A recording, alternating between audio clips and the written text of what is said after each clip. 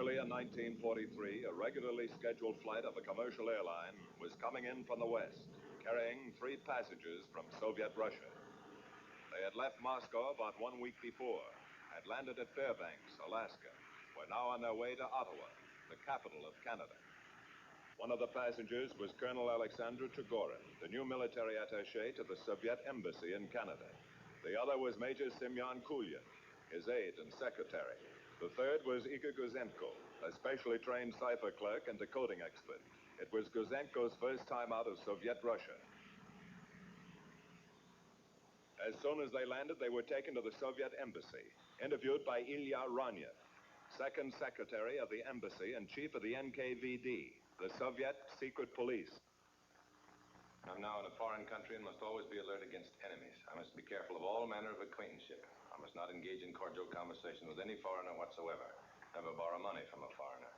In my apartment, I must be respectful to neighbors but make no friends. I must never permit myself to be more drunk than either my guests or my host. A sober brain, a firm tongue, and alertness. These things must always be with me when I'm with foreigners. Where were you born? Rogachova. You were in the Red Army? Yes. What branch? Military Intelligence, Cipher Division. I received instructions in coding and decoding at the Secret Intelligence School, Moscow. I'm also a member of the Young Communist League. What is your duty here? Cipher Clerk, Military Attaché's office.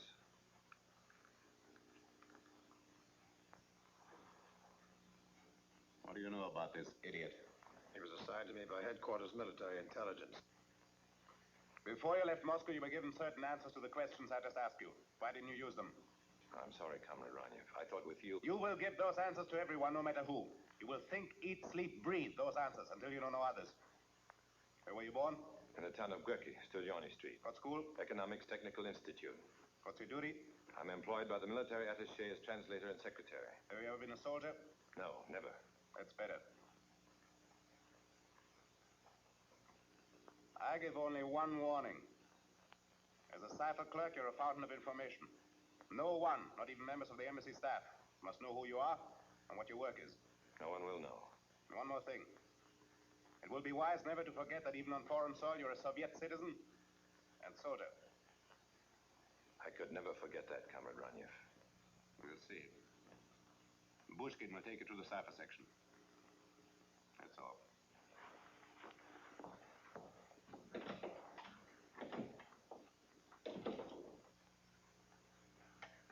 Karanova, come in, please.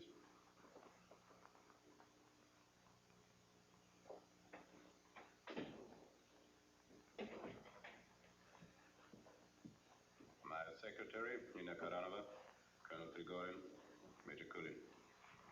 An unexpected pleasure. Will you have dinner with me tonight? Karanova.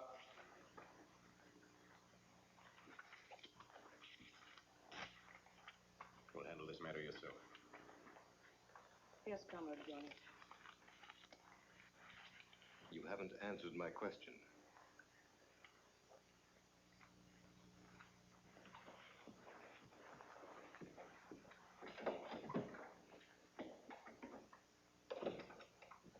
Cold fish, isn't she?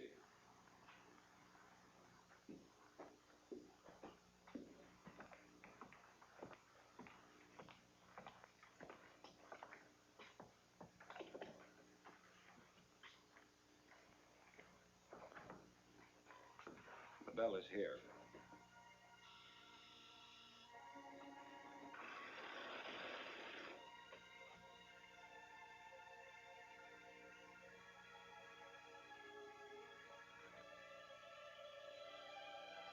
Comrade Lieutenant Vinnikov, this is Lieutenant Igor Gouzenko, the new military attaché cipher clerk.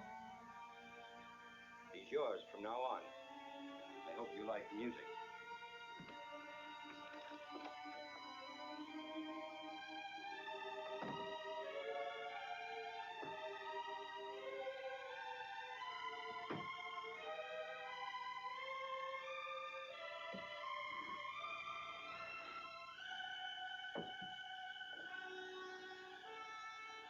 Ronyev cipher clerk uses that room. That one belongs to the diplomatic cipher clerk. This is the washroom. The small incinerator's in the far room to your left, the large one to the right.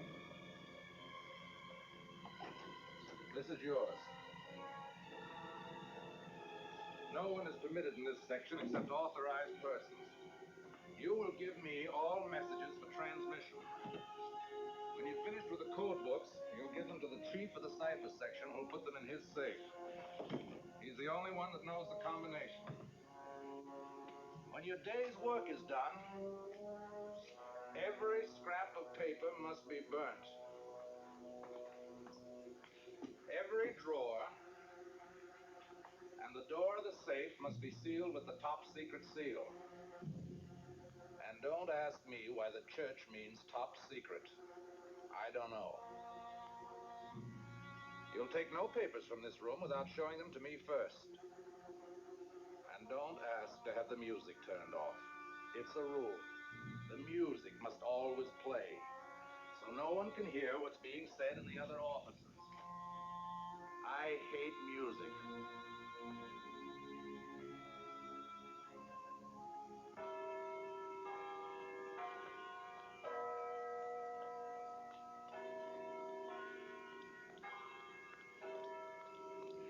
Koranova, Ranyev's secretary, was extremely friendly to Gouzenko. She had introduced herself to him, offered to help find him an apartment. His first night in Ottawa, they met in front of the Chateau Laurier. They went to a gay restaurant. Gouzenko discovered that Canadians were a happy people, who even in wartime seemed to enjoy themselves.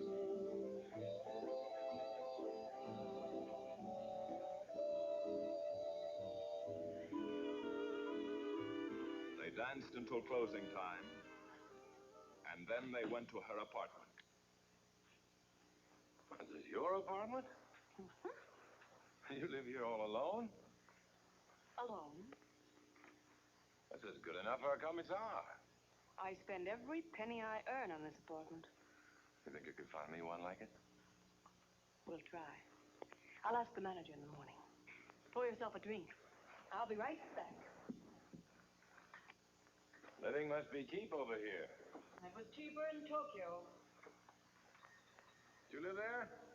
In the Soviet embassy. Berlin, too. Were you a secretary in Berlin? And in Tokyo. I was trained for diplomatic service.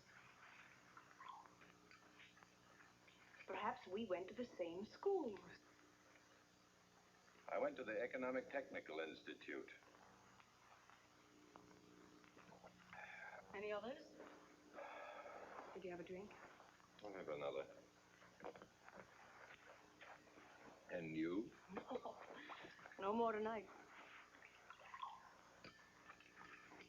Well, you may sit next to me.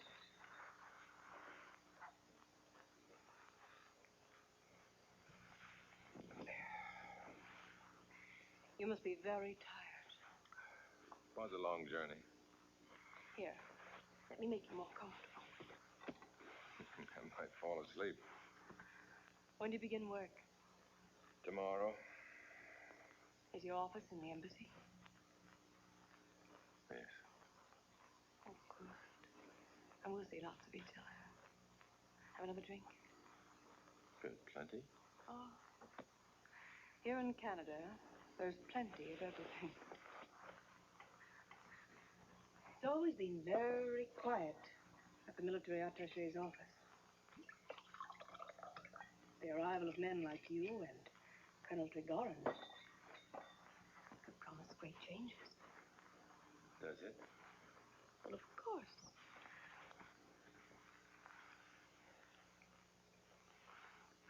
Ah, it's wonderful. Makes the stomach dance. I'm getting sleepy. Well, then rest. Because tomorrow you'll have to work very hard. There'll be messages. Many secret messages. Is that true? I'm a very important person. With all kinds of important secrets. Listen, I'll tell you one. My wife is very beautiful. More beautiful than I? Hers is a quiet kind of beauty. Soft and warm. And mine? Your beauty is a thing carved out of granite, with no body or soul. You're being unfriendly now. Why? You're not very clever. You've been away from Russia too long. Experience has provided new techniques. You should learn them. For one thing, never ask direct questions. And for another, you should never bring a Russian to a place like this for questioning. This might dull the wits of these Canadians, but to a Russian, it means only one thing. It would be better not to make an enemy of me, Comrade Gouzenko. I don't want to make an enemy out of you any more than I want you to make a fool out of me. I drink vodka like a true Russian. I love my wife, and I thank you for everything. And, of course, you will tell the truth about me, because if you don't, I'll have to tell how easy it was to see through you. Good night.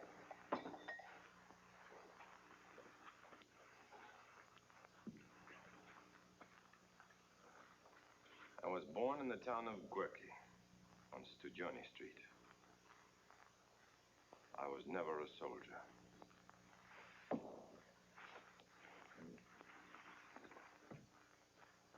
Within a few days, Gouzenko settled down to the job for which he had been so well trained. The very first message he decoded ordered Trigorin and Ranyev to meet someone codenamed Paul. Paul's registration card was in the secret file. Surname, John Grubb, Canadian citizen. Codename, Paul. Detailed material on his biography is available in the center in the Comintern. Get in, gentlemen.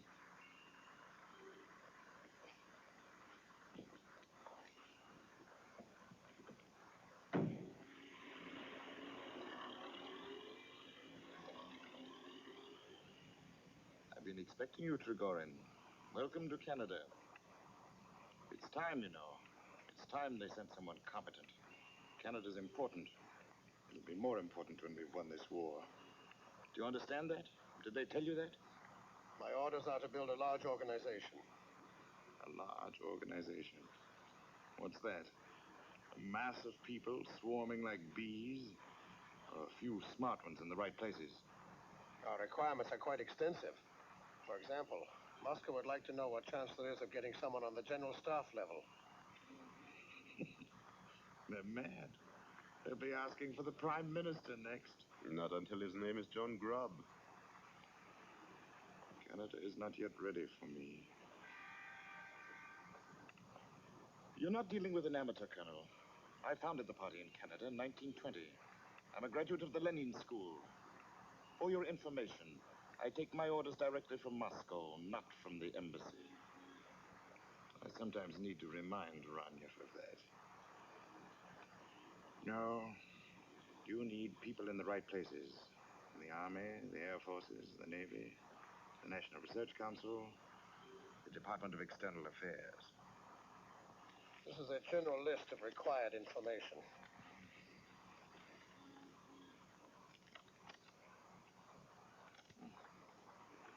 Stop here. They're asking for a lot. But they'll get it. Good night, gentlemen.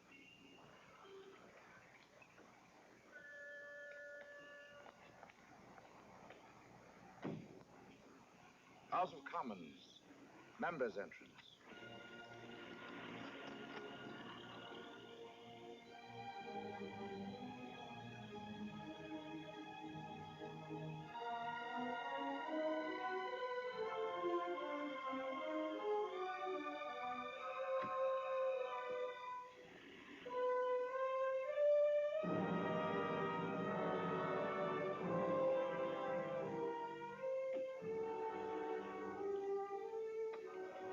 Good evening, John.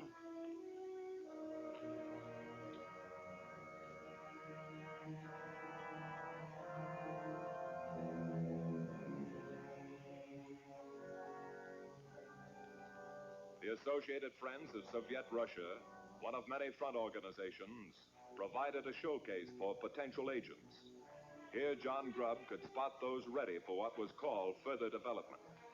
Among them was one Captain Donald Class, a member of the Royal Canadian Air Force, stationed in Ottawa. Now, I have no desire other than to see the war quickly concluded with an Allied victory. And the sooner we open a second front, the sooner we will have peace.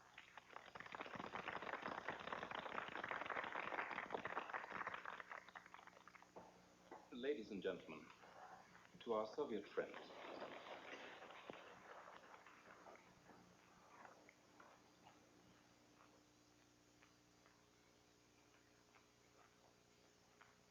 in addition to the front organizations, there were small private gatherings known as study groups. Here, communist philosophy and techniques were studied, and the writings of Marx, Engels, and Lenin were read and discussed. John Grubb knew that Donald Class belonged to such a group. He passed Class on to Leonard Leitz. Now it was Leitz's job to see if Class had been mentally developed to the point where he could be of practical service to the Soviet Union. When a certain stage of development has been reached, a conventional degree of prodigality... I hope you don't mind my taking you away from Karl Marx, Captain. I know him by heart. Good. I'm glad to see you never miss a study group meeting. I can't think of anything more important. Still editing the military journal? Yes, sir. Your work must bring you in contact with lots of people engaged in secret war projects. Yes, sir.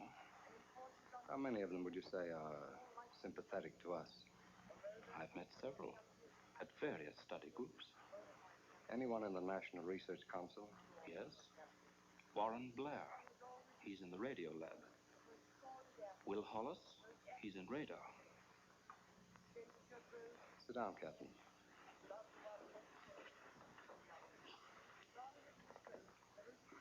Captain Class, all kinds of people come to these Marxist study groups. They fall into two categories.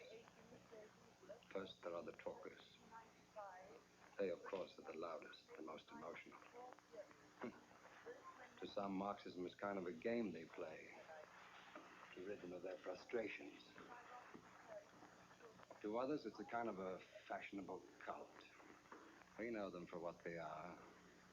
Essentially unreliable, basically cowards. Then there are the doers. They never have too much to say. One can feel in them the fanaticism of the true believer. They understand the deadly earnestness of the class struggle and are ready to make every sacrifice for it. Unfortunately, there are not too many doers. Captain, you can be of service to our party, providing your loyalty is great enough. Let the party try me. It will. Within a few weeks, Captain Donald Class was an active Soviet agent. Through him, Gouzenko's files were fattened with new registration cards. Foster, Ernst, Leader, the Professor, Prometheus, Eli, Gray, Frida, Gaia, and others. All Canadians, all party members. Now they were able to get all kinds of top-secret information. Helen Tweedy, codename Nellie, employed as a clerk in the Department of External Affairs. Through her, they were able to invade the most secret diplomatic files. In that way, getting at important information other governments were entrusting to Canada. The web kept growing in size and efficiency.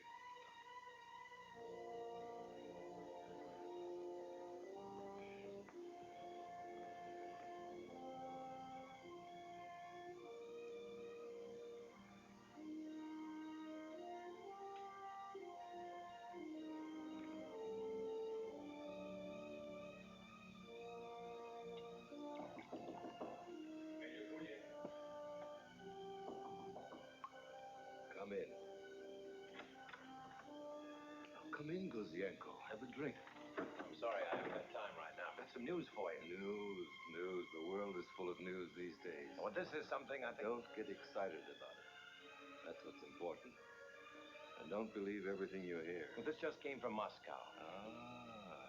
Then you must believe it. Every word of it. If you don't, Ronyev will get after you. I don't like Ronyev. Watch out for him, my boy. These pencil pushers always make trouble for us soldiers. He doesn't frighten me. Not when I'm drunk. Listen, Comrade Major. Our wives are arriving day after tomorrow. Oh, no. What time? 11:30. If we're lucky, the train will be late. Very late. Comrade Major, my wife will be on that train. Your wife was never a captain in the Red Army.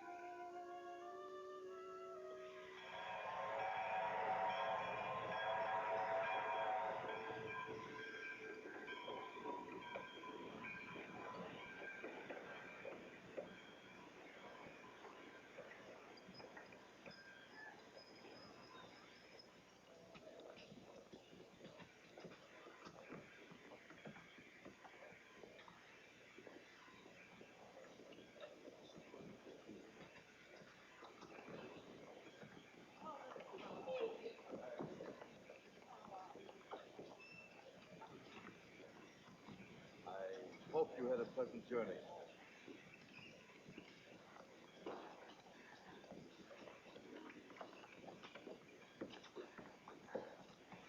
No more till we get to our flat. We have a flat? 3 rooms, all our own. No. Yes, 3 rooms.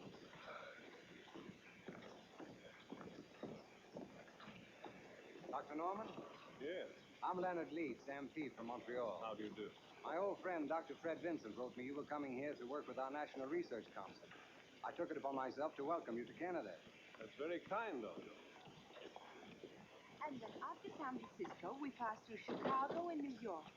The buildings, Eager. I was made dizzy by the size of them.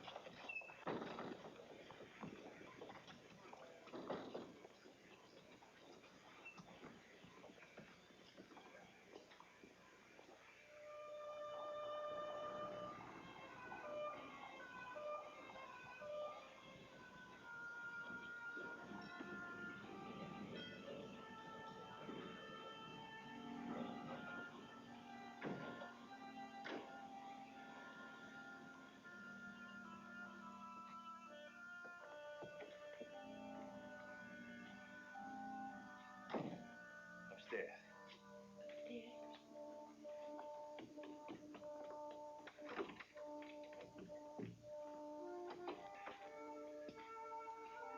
Welcome home, Anna.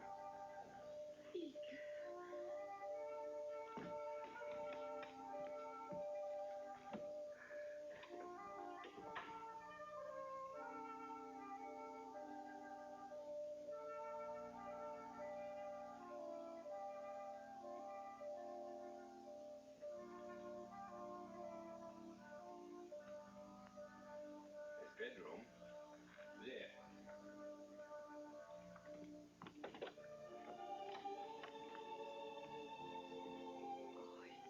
Beautiful. I don't know what to say. Don't say anything now. Only lots of time. But I can't wait. I've got to tell you something. I've been waiting weeks to tell you. Something wrong? Oh, no. Very wonderful.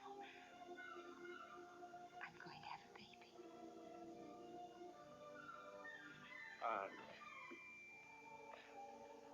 The months passed quickly for the Gouzenkos. It was spring. Whenever he had time away from the embassy, they would go for long walks, exploring what to them was a strange, sometimes disturbing, sometimes puzzling world.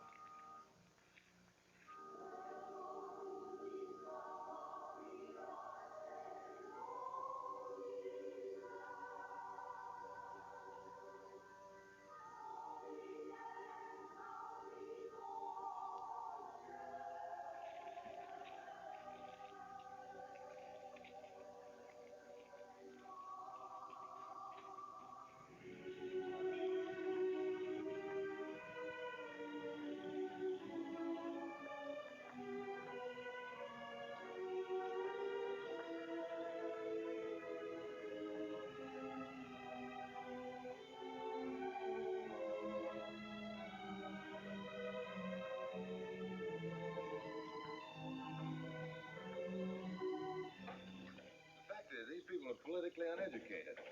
They have no leadership to help them think. Either they don't think at all or they think as they please. It isn't any wonder they get confused. But you haven't yet told me one thing. Ask me anything. You want a boy or a girl? Here I'm being absolutely brilliant on what's wrong with democracy. Somehow I'm not very interested tonight. Answer my question. Oh, naturally. Everybody wants a boy first. Boys have a better future. They grow up to be men.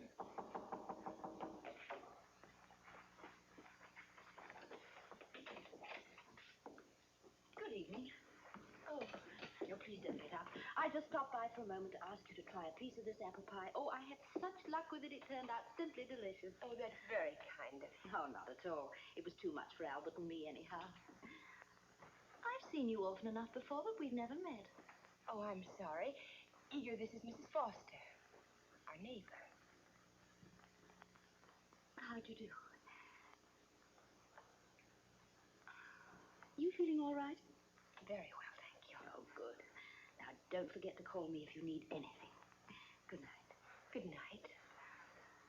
Good night. Good night.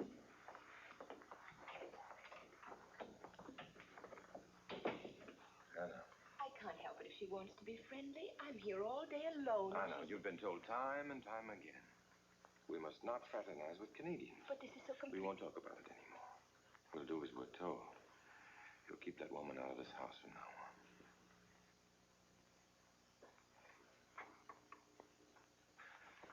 I'm sorry, dear. But we must be very careful. You know that. I'm old at being careful.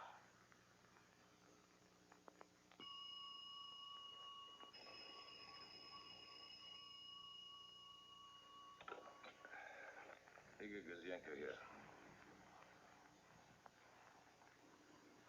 Yes, immediately, Colonel.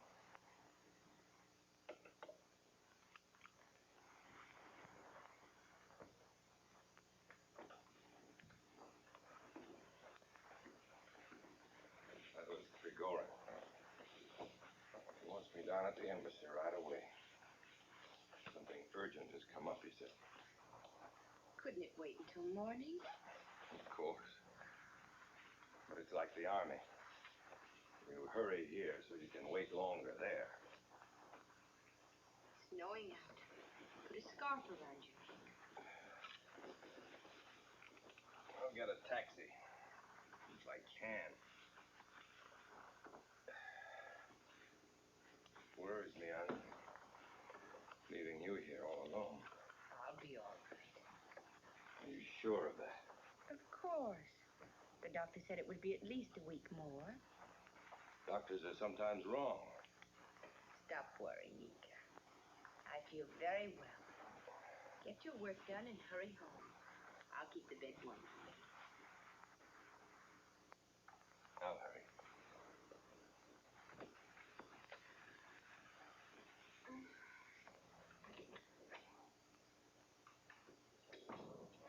Urgent. To the director. The professor reported that the director of the National Chemical Research Committee, Stacy, told him about the new plant under construction. The plant will produce uranium. As a result of experiments being carried out, it has been found that uranium may be used for filling bombs. The Americans have developed wide research work, having invested in this business $660 million. Grant.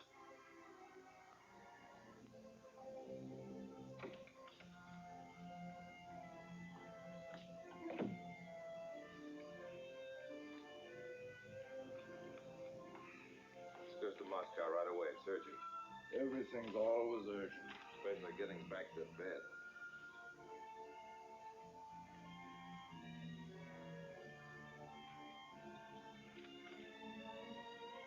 Someday I'll put a telephone book under my shirt. You'll never notice it. Try it and see.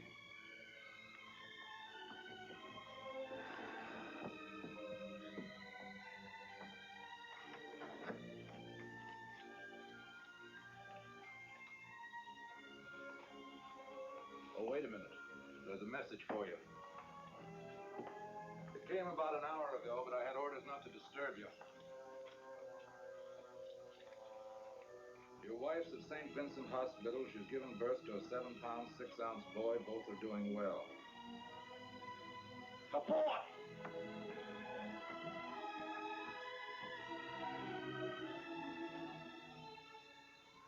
Colonel Trigorin's first uranium message brought an immediate reaction from Moscow. This project was given precedence over every other activity.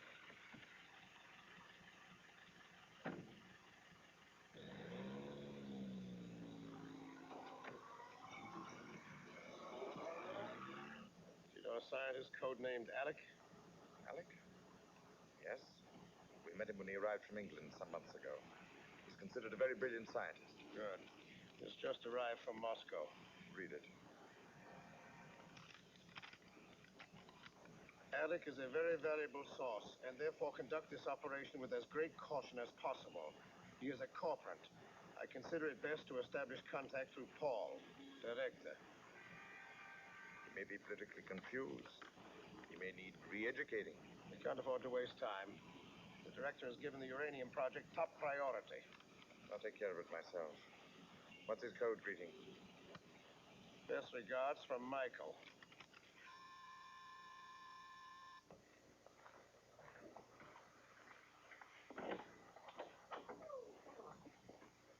Yes? Dr. Harold Norman. Yes? Best regards from Michael. Come in, please.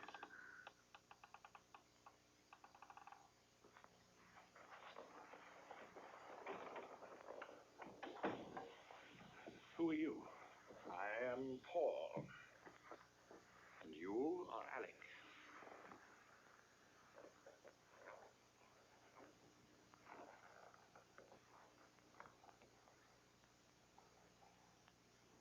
You have comfortable quarters here.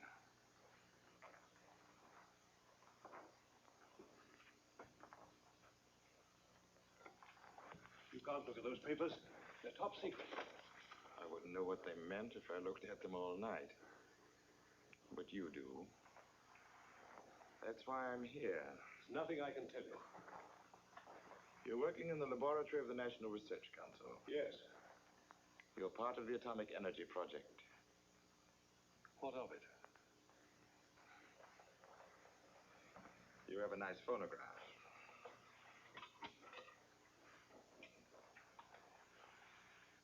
And Shostakovich.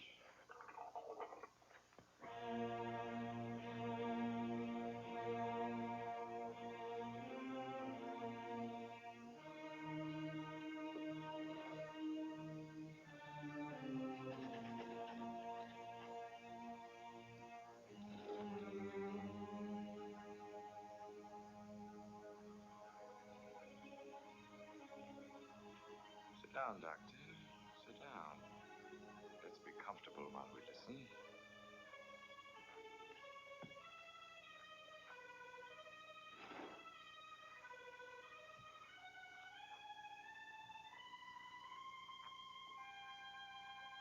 Beautiful, beautiful. The first flowering of a true proletarian culture. Or have you gone over to the capitalist enemy? We're allies now. Russia, England, the United States. It's a people's war against the fascists. Don't be blinded by this alliance. The interests of capitalism and communism can never be the same.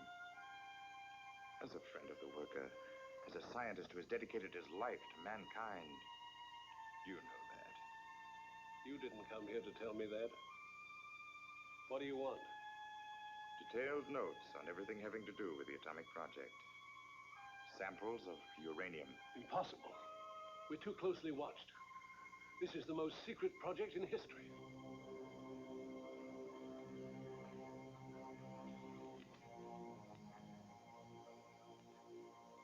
As a member of the party, you willingly assumed certain responsibilities.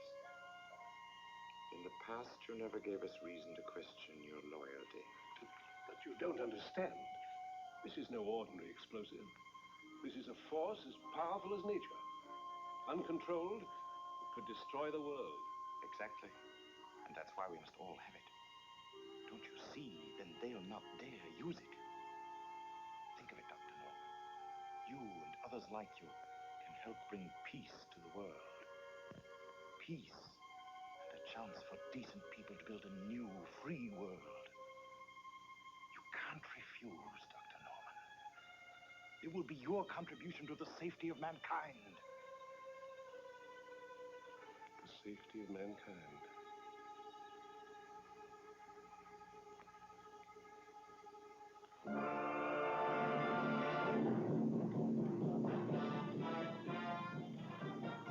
Isotope.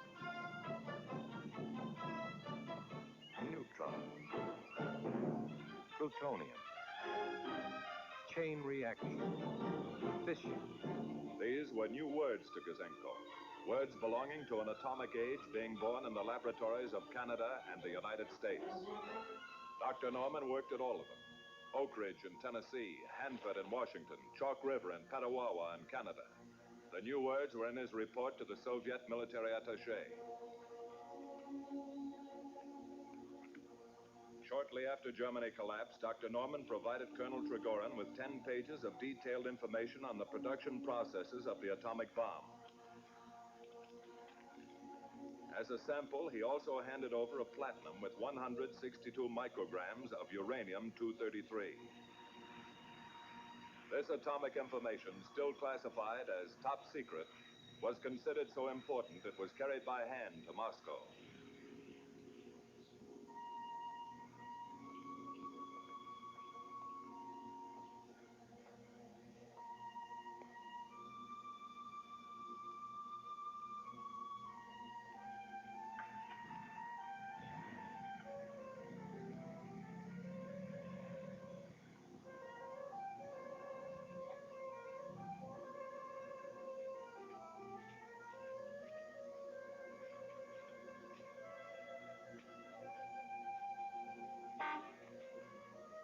Jump in, Doctor.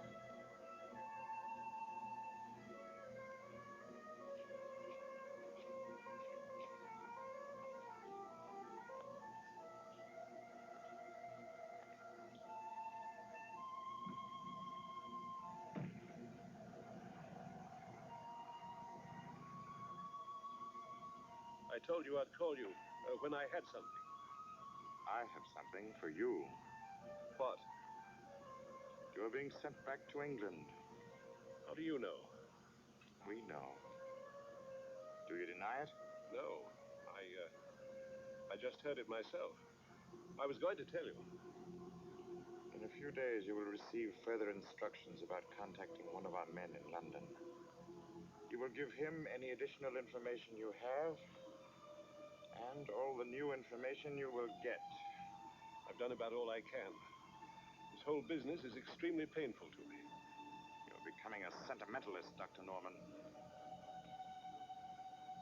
You will receive further instructions within the next few days.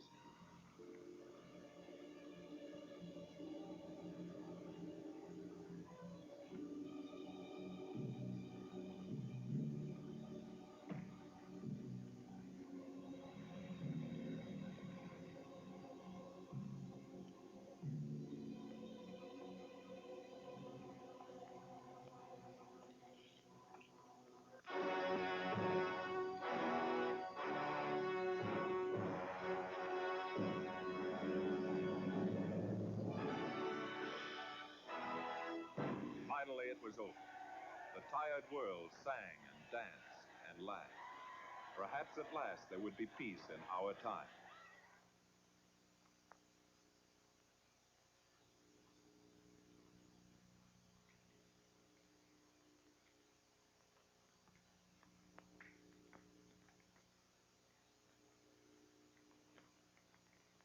There must be no misconception about our relations with our former capitalist allies.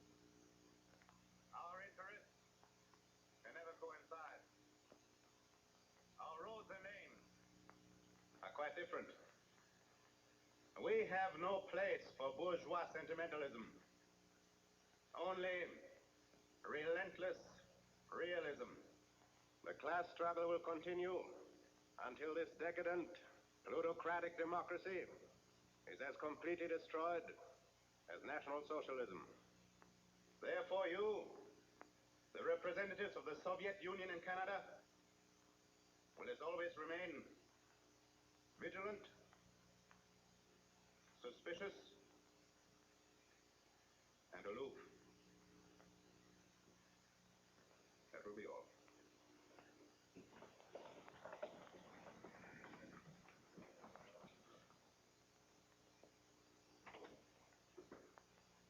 Hello. Did you have a nice time? Oh, yes, thank you. Was Andre all right? Not a peep out of him. That's a wonderful boy you have there, Mr. Gouzenko. A real little gentleman. Thank you. Is there something wrong, Mr. Gouzenko? Oh, no. That is, my husband isn't feeling very well. Oh. Well, if it's his stomach, I've got to make... Oh, no, thank you. He'll be all right if I get into bed right away. In that case, I'll run along this very minute. You were very kind to sit up with Andre. Oh, not at all. I might just as well sit here as in my own apartment. Are you sure that I can't do anything? If it's a headache... Thank you. Nothing. Good night. Oh, very well. I hope you feel better. Good night.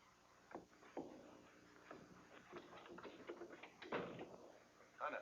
What could I do? You telephoned me at the last moment. Tell me I must come to the embassy immediately for a special meeting. I can't leave Andre alone. Somebody must look after him. Be grateful you have kind neighbors.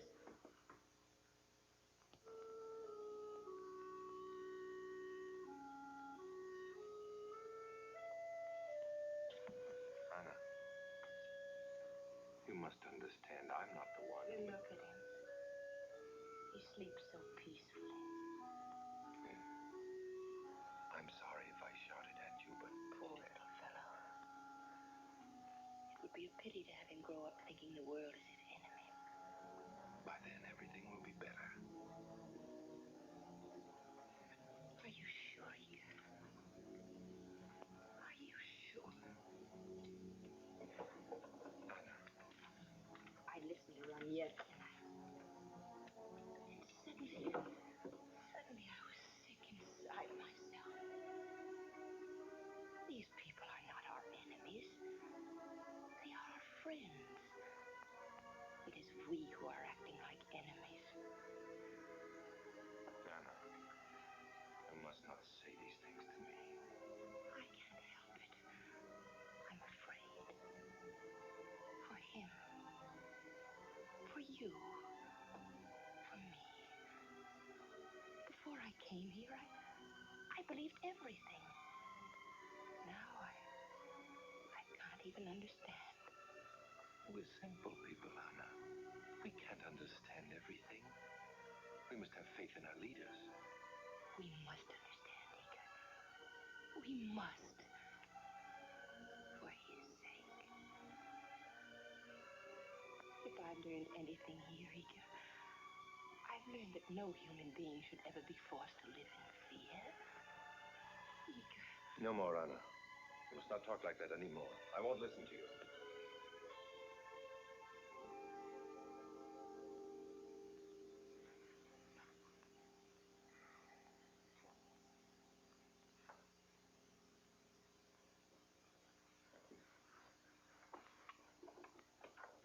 A wave of jubilation and thanksgiving sweeps the cities of the land at the news of Japan's surrender. San Francisco has gone absolutely wild. Market Street is jam-packed with countless thousands of men and women celebrating the end of the war. Thousands of servicemen waiting to be shipped to the Pacific, many of them veterans of the war in Europe, know their shooting days are done. And are they tearing the town apart? And who can blame them, because peace. Isn't it wonderful? To Grant, take measures to organize acquisition of additional documentary materials on the atomic bomb. Present information incomplete. We must have in detail the technical process, drawings, calculations. Director, there is no questioning the urgency of the order. We're doing what we can. It's not enough. You will contact every agent and alert them for atomic information. That's all. Gouzenko will remain.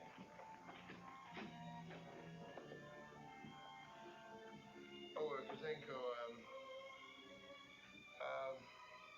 telegram to the director. We have alerted every agent to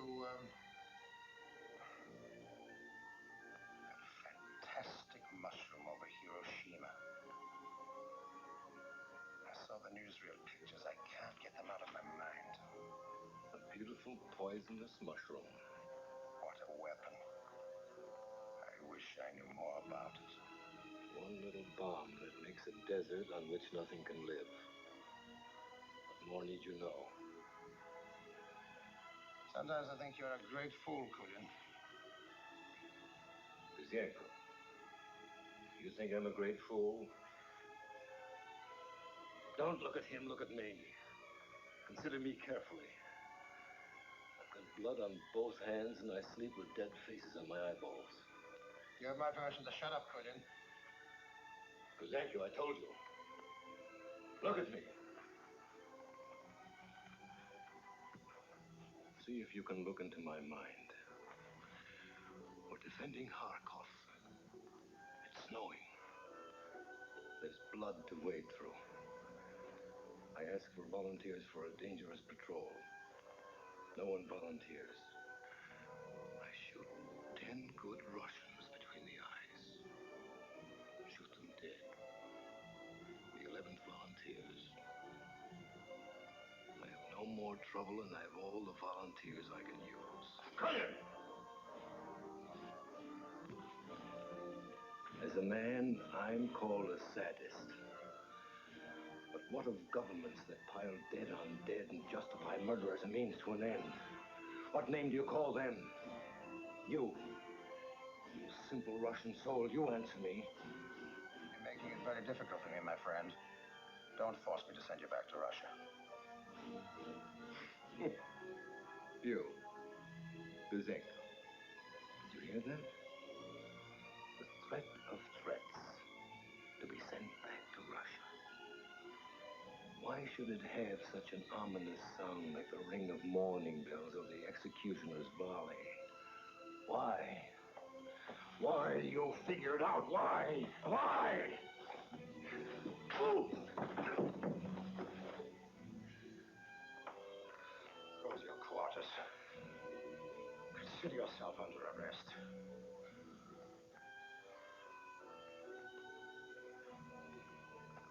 Yes. It's about time. I can't stomach it anymore. The efficient firing squad will solve all my problems.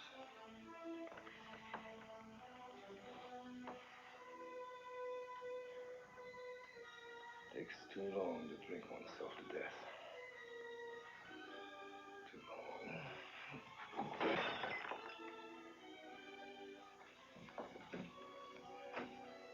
Gouzenko?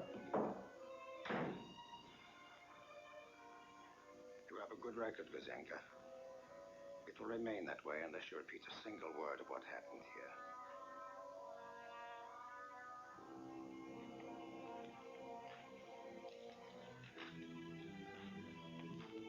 File this.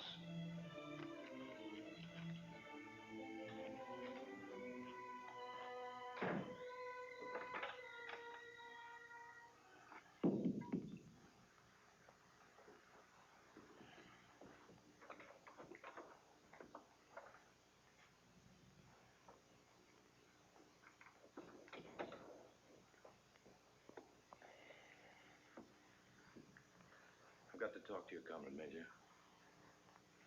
Go away. Why do you say you can't stomach it anymore?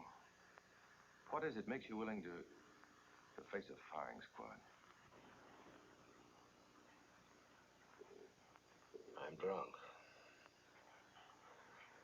I never know what I say when I'm drunk. Comrade Kulin, you're the son of one of the great heroes of the revolution. Your father was close to Lenin. You're turning away from everything he stands for. Why?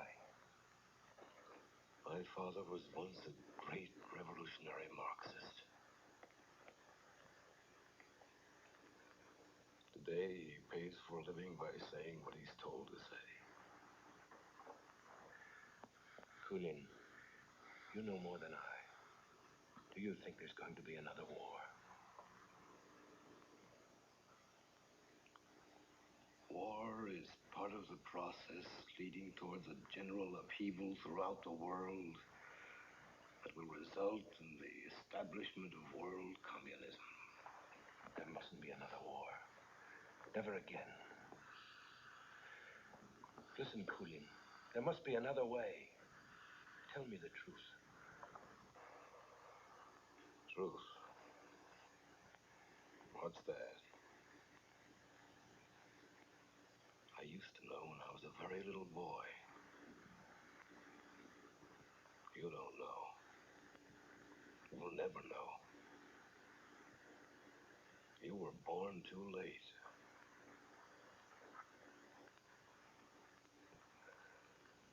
It's enough to make even the saddest cry. Listen to me. I've got a son, and I want to do what's right. Go away, you simple Russian. They'll send you back too if they catch you talking to me.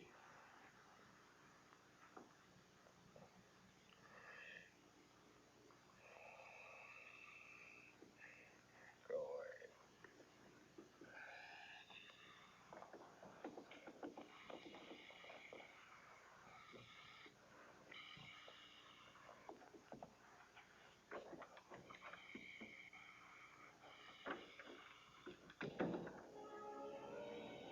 Truth.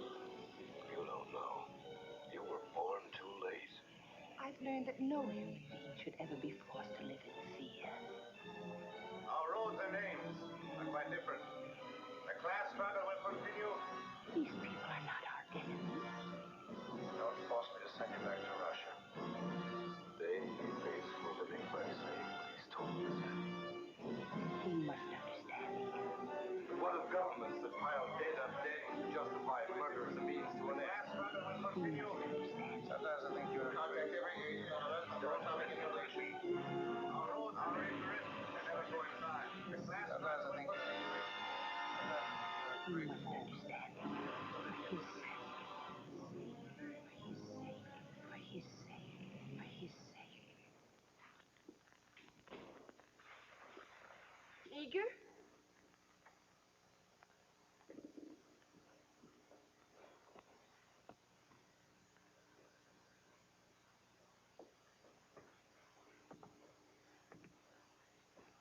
What's wrong? Everything.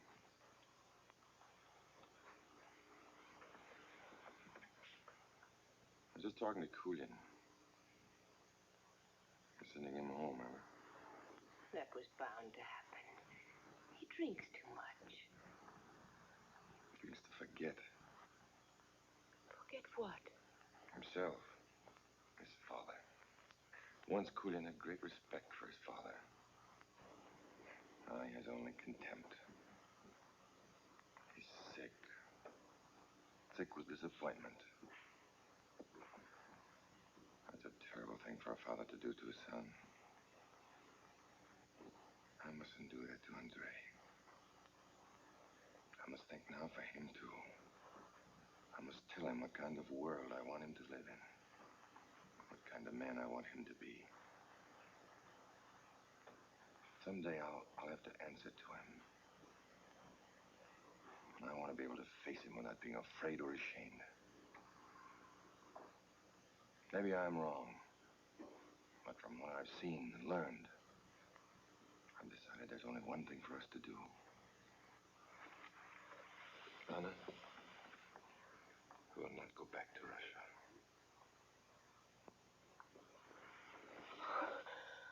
Oh. In the weeks that followed, Gouzenko formulated a plan.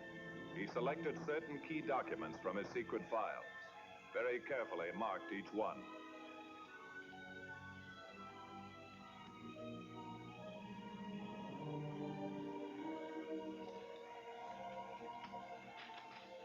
The colonel wants to see you in his office immediately.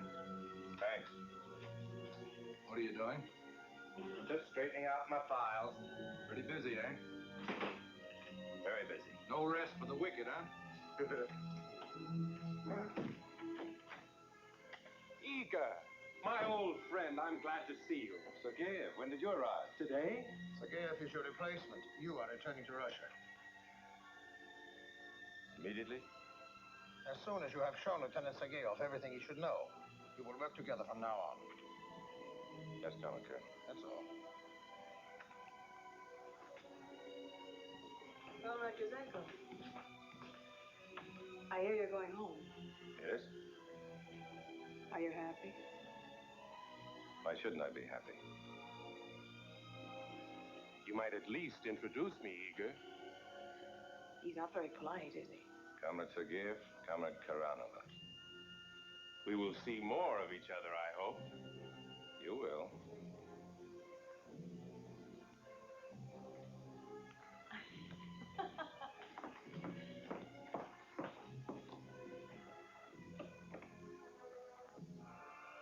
Gouzenko realized that from now on, his replacement, Sergeyev, would be continually at his side. To complete his plan, he needed to take immediate action. That same night, he returned to the embassy.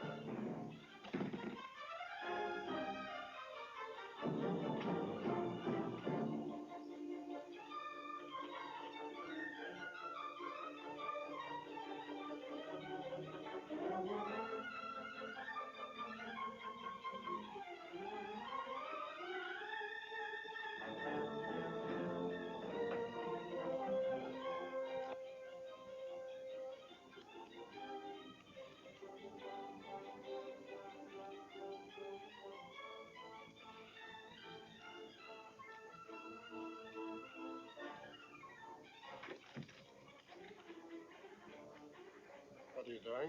Cleaning out my files. Good. I hope Sergeyev is as efficient as you. Let us go send this off tonight.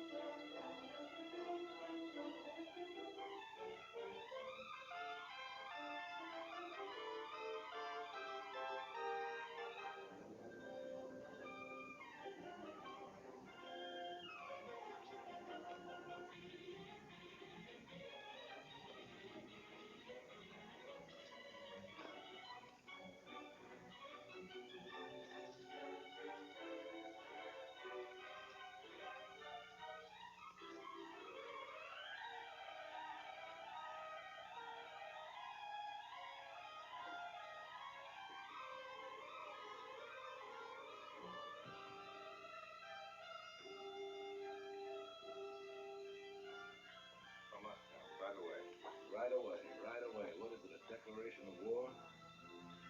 You get grumpier every day. I need excitement. Now, why don't you lock up the place and come and see a movie with me? Nobody knows the difference. Except you.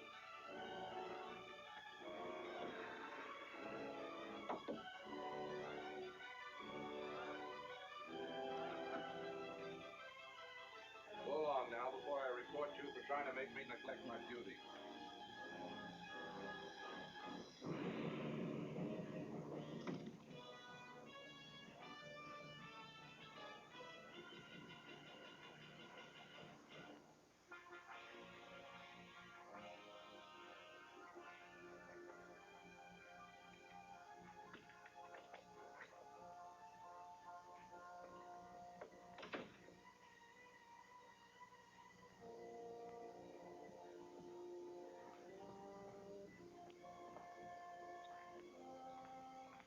Quitting already? Come here.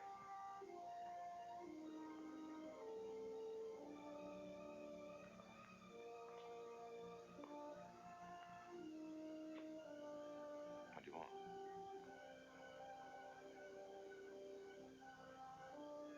If I was going home, I'd take a pocket full of watches with me.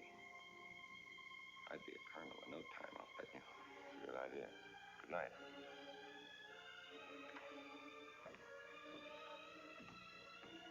Gouzenko.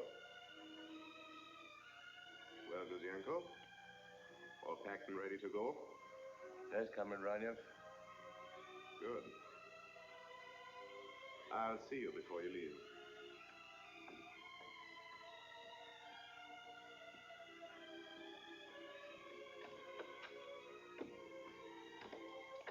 Gouzenko went directly to the Justice Building.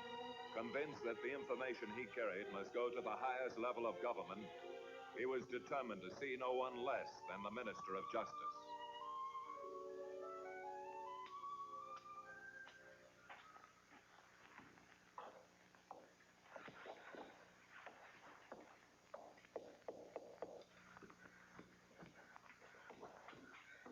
Who is it?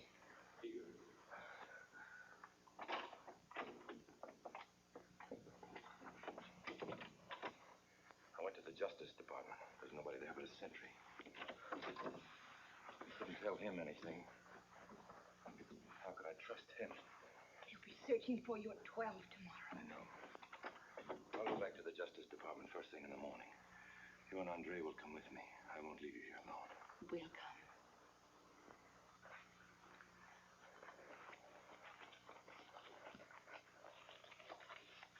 What are those? Diaries. Cables to and from Moscow. Agents' reports on the atomic bomb. High explosives, radar, false passports. Even notes on the secret meeting between Roosevelt and Churchill in Canada. 100 documents. The whole story in the agent's own handwriting. What they've been doing in Canada. They'll surely kill you when they find out.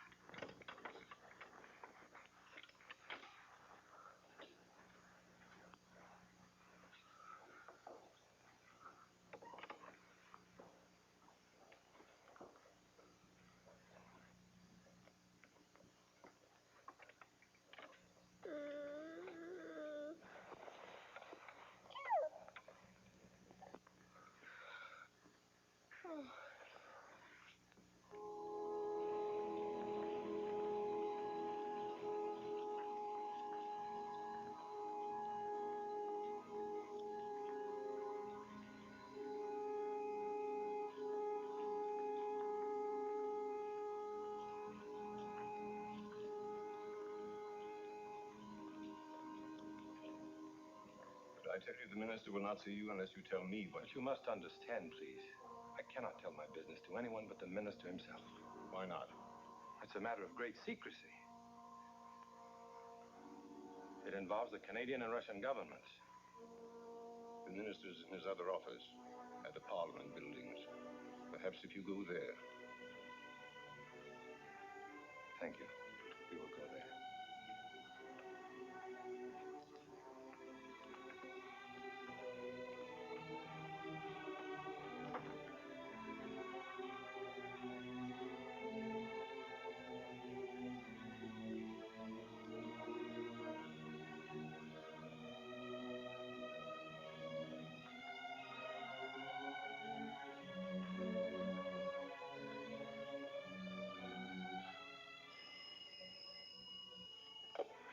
So go in here. Your telephone his apartment? Strange. Call me when he gets in.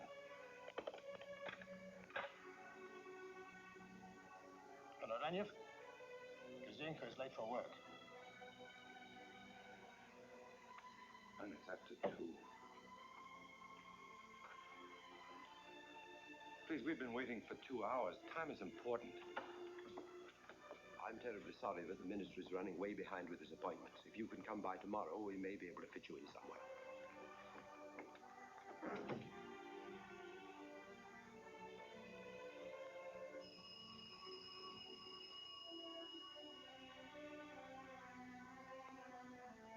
No answer. I'm afraid there are documents missing from the files. What kind? We are checking now.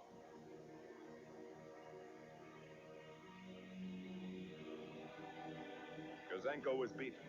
His story was too big, too incredible. If the Canadian government would not listen, then he had risked everything for nothing. Then suddenly he remembered what he had learned about the Canadian newspapers. their independence, their freedom. They were his last hope.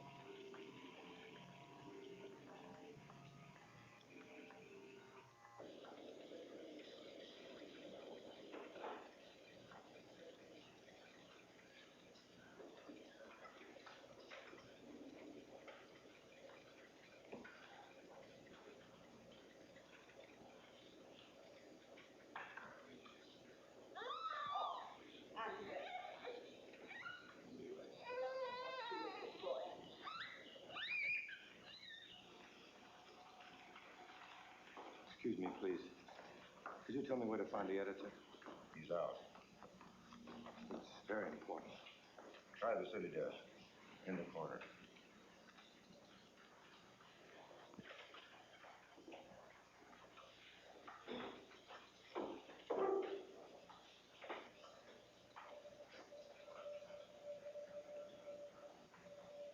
I have some very important information for you. Sit down. No, thank you. I'm from the Russian embassy. I have some papers here that will prove. Go ahead. I can listen to you at the same time. Some papers that will prove that Soviet Russia is operating a spy system in Canada. Go ahead. This document will prove that one scientist working on the atomic bomb is giving information to the Soviet military attaché. There's no time to lose. Already they're looking for me. You must print these right away before they kill me. Sure. Before they kill you. Your life's in danger, isn't it? Well, you take that stuff to the Royal Canadian Mounted Police. They'll take care of you, and those Russians, too. But the Canadian people should know as soon as possible what these people... Of course they should. But there's nothing I can do with this. You must do something. It's for the safety of your country. Have you been to the Justice Department? Yes. They wouldn't see me. Sorry. The government won't touch it. I guess it's too big for us to... Excuse me.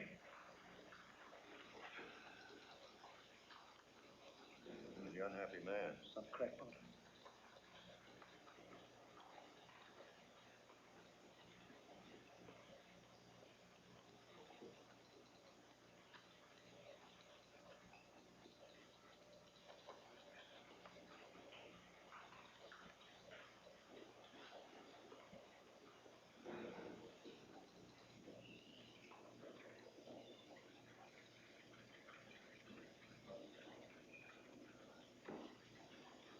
What happened? They acted as if I were crazy. They must believe me. They must. What are we going to do now? Go home and pack.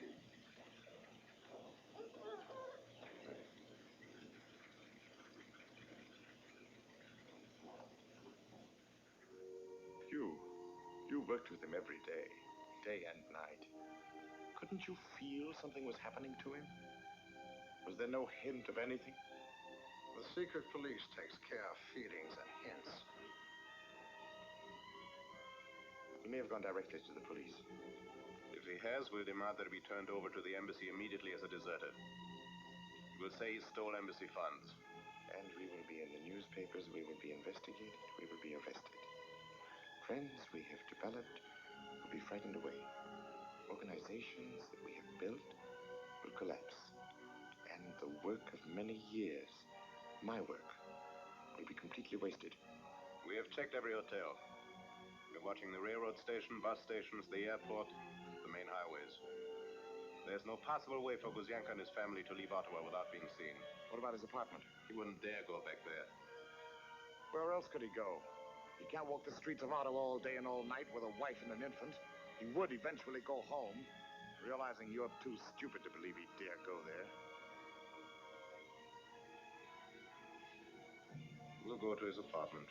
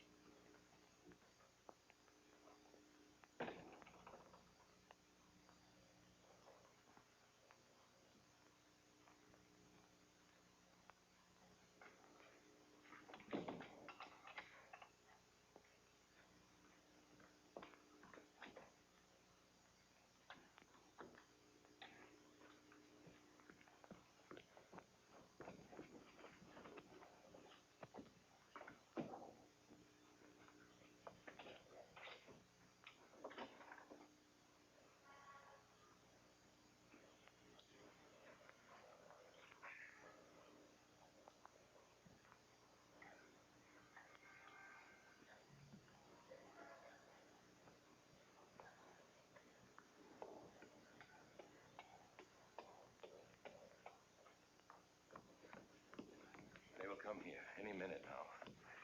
We'll take Andre someplace where you'll be safe. A hotel, some other city. You will come also. I must be here when they come. But they'll kill you. Anna, it's you and Andre I'm doing this for. Please don't make it worthless. You will pack now, Anna. Take this. I'll get you more. Go to the Royal Hotel. Wait for me there. If I'm not there within...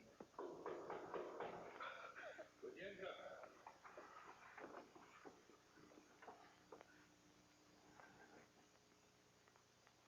Gouzenko.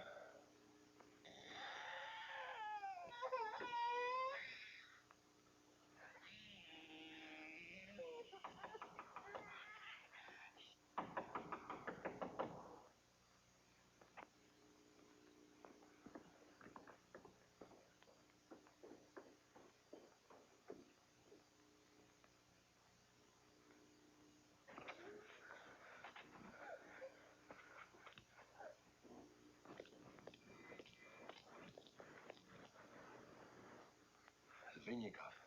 Has he gone? No. Anna, we won't be able to leave now. Come with me. Hurry.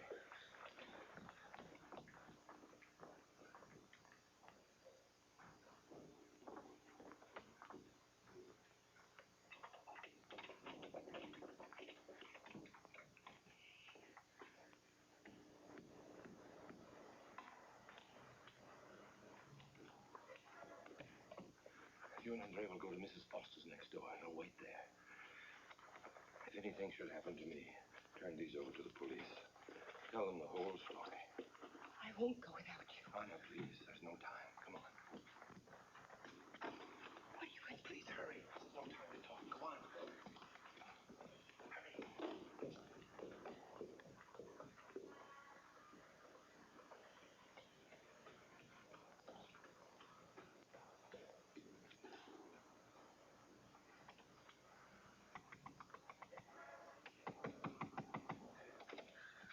Hello there.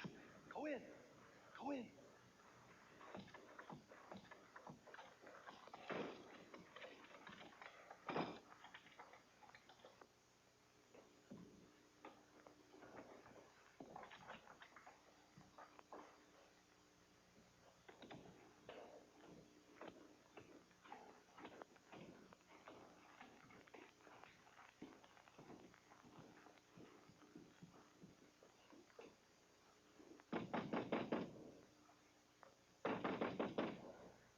Gouzenko.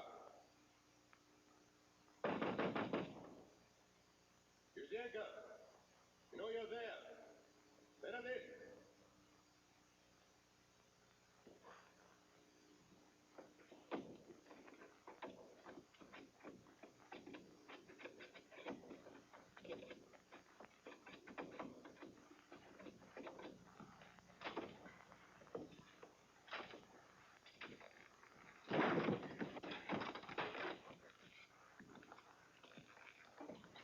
Good evening, Comrade Gouzenko. Sit down.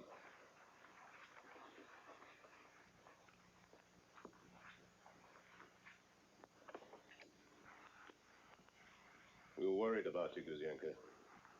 Or perhaps you were ill. You are ill, aren't you? You must be. You've been working too hard. Bit of nervous breakdown. Your mind is temporarily affected, isn't it? Have you lost your tongue, too? He will help you to find it if we must.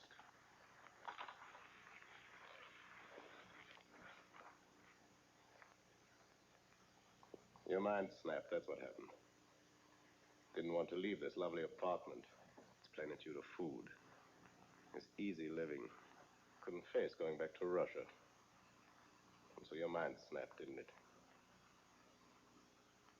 Don't be stubborn, Gouzenko. You need only to return the few unimportant papers you took from the files while you were so upset. It'll be all forgotten. I haven't got the papers. Where are they? Comrade Colonel, you must be patient with a person who is sick.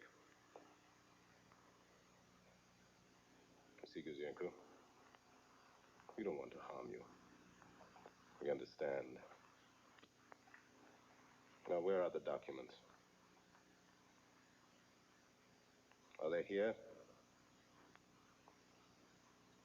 Search. Stand up. Trigorin, must I remind you you're speaking to a sick man? Colonel Pushkin, please.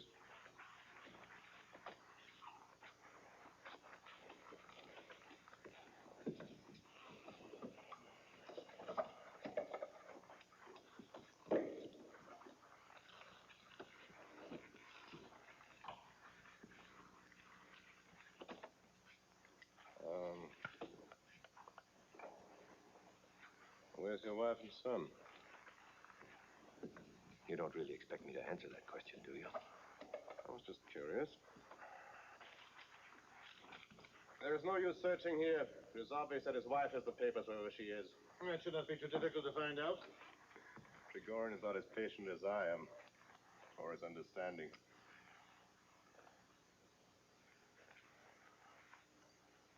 Perhaps it would be better if we all go to the embassy. I'm not going to the embassy, Ranyev. I'm not going anywhere outside this house. Alive. You are sick, aren't you? Sick, maybe. Sick like Major Kulin was sick.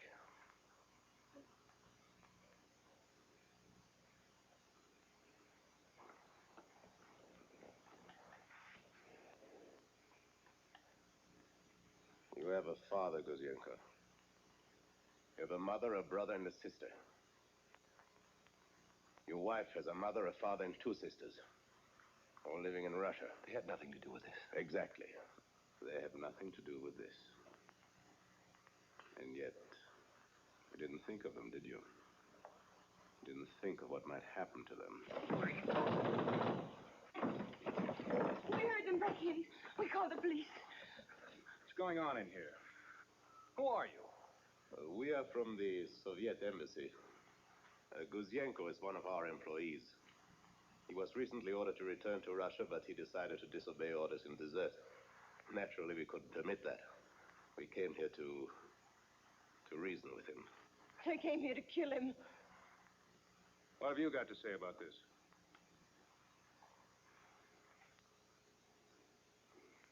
What's happened to you? Why don't you speak? Anna, go get the documents.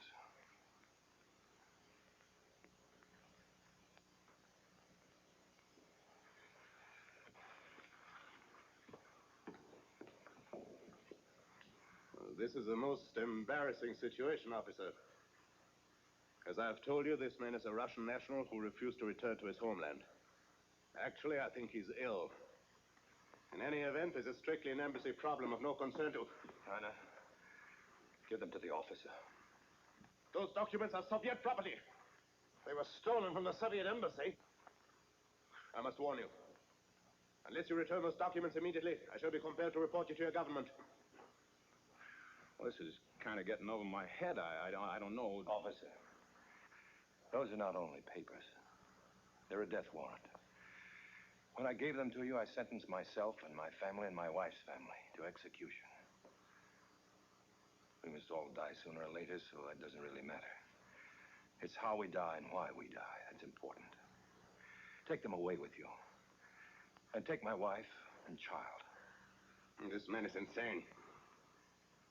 As a representative of the Soviet government, I demand that you hand me those documents. You say they were stolen? Yes. Stolen property must be identified and claimed at police headquarters. That's the law.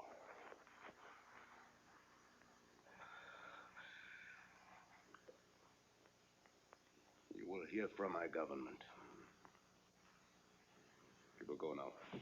You must not let them go. They'll come back. They'll never arrest them. Anna, please be quiet. We have nothing more to say. We'll put you under protective custody until the government looks into these things. Come along. Oh, Igor. They're going to listen to you. They're going to listen to you. If you run out, you admit guilt. That puts the whole party on the spot. You've got to fight this thing from the floor of Commons. Use every parliamentary trick you know. You've got to stir up the front organizations, the sympathetic newspapers and periodicals. Start them howling about forgeries, about witch hunts, about violations of democratic rights. That's fine. What if they send me to prison? You'll be a martyr. And by the time you get out, you'll be a hero. And will you be a hero along with me?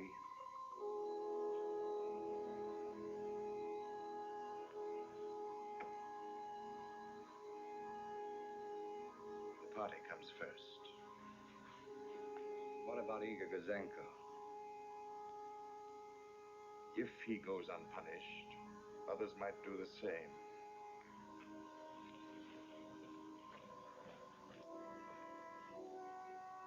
Don't be too unhappy, Leeds. We'll name a city after you. When we take over,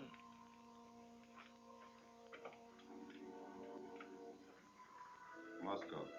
Urgent. Following members of the staff of the Soviet Embassy in Ottawa, Canada, will return without delay to Moscow. Comrade Nina Karanova. Comrade Lieutenant Pyotr Sergeyev. Comrade Colonel Alexander Trigorin. Comrade Ilya Granev. Comrade Kulin will be pleased to see us.